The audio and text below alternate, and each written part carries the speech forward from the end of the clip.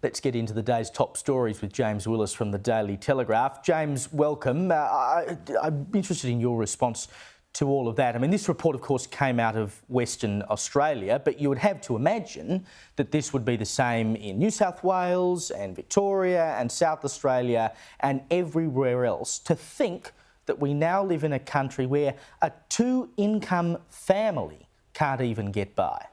Oh, Caleb, that's exactly right. It's not just a WA thing. I can tell you firsthand, there's a lot of my friends in New South Wales that are in their 30s that grew up in Sydney, grew up in the western suburbs of Sydney, intended to stay in the western suburbs of Sydney, but got to a stage in the last few years where they weighed up what a 20% deposit on a house in Sydney versus the mortgage repayments for the next 30 years look like, and decided to move to Newcastle, the Central Coast, Wollongong, the Blue Mountains, which is okay, but at what point do we say, well, we really don't want to be a country where that actually has to happen? I mean, this great Australian dream for the majority of people is sadly over. The idea of a big house somewhere in Sydney is just simply not achievable unless you inherit a lot of money or you've got two people working on substantial salaries.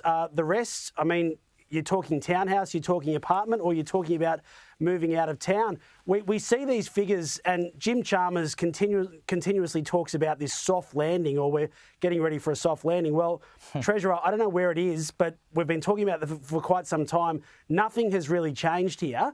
And unfortunately, the government can continue to give out handouts and talk about another energy rebate, multiple concessions and everything else. But people just want to look after themselves. They don't want help from the government. They just want a fair go. And right now, the last 2 or 3 years has been extremely difficult to get by. People are struggling. They're not saving money. And so those figures you cited from WA, I think certainly for most parts of the country are being replicated right now. It is very, very tough, and more people are being locked out of the housing market, but just struggling to remain in the capital cities. Well, he talks about a soft landing. I think the landing is about as soft as a Ryanair flight. Anyone who's flown them around Europe... You've never been on one of those, I'm sure. We'll know what I'm talking about. Now, let's talk about Labor's scare campaign on nuclear energy. They've put out this new video featuring GP Margaret Beavis, which is just blatant fear-mongering, basically. Take a look.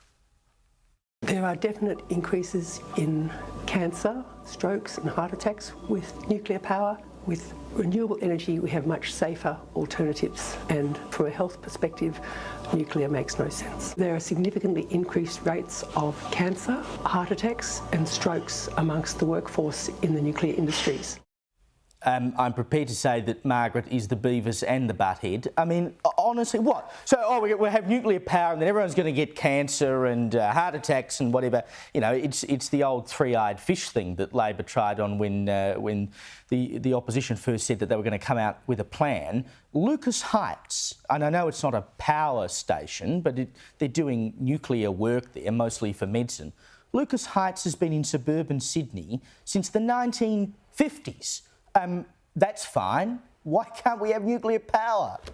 Well, why are we any different to the 30-plus countries all over the world that safely and freely use nuclear power every single day? There's more than 400 reactors. Finland built and opened a whole new reactor this year. There's a number of other countries that are talking about doing this as their path to net zero to replace the baseload power that we're going to need from coal. And by the way, there's a lot of studies all over the world that have looked at this specific issue, linking cancer and other diseases to living or working around a nuclear power plant, and have been inconclusive or found no evidence of that, including one from Canada that looked at 3 sites. So for Labor to pull this out, and we have to remember, Dr Beavis is a former Greens candidate. She also represents a number of bodies that are anti-nuclear war. And she's made a number of comments about the horrific impact that nuclear war would have on specific parts of Australia. I mean, it's gold medal fear-mongering, but like for Labor to endorse this, that's what should concern people. When they've lost the argument in terms of cost, when they're ducking for cover, when Peter Dutton's talking about building these things and keeping nuclear on the table because it makes sense in other countries, for Labor to start scaring people and roll out a scare campaign ahead of the election by saying that it's going to lead to more cancers and heart attacks and strokes is just crazy. Chris Bowen was asked about it today. He certainly didn't back away from it. He said, oh, this is a matter for public record.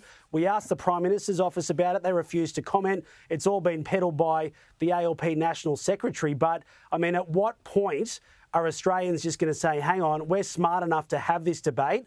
We don't want to be scared silly. We're not going to be talking about nuclear war or Chernobyl or any of these things. If it works overseas and it works with our closest allies, why doesn't it work right here? There is no reason for that.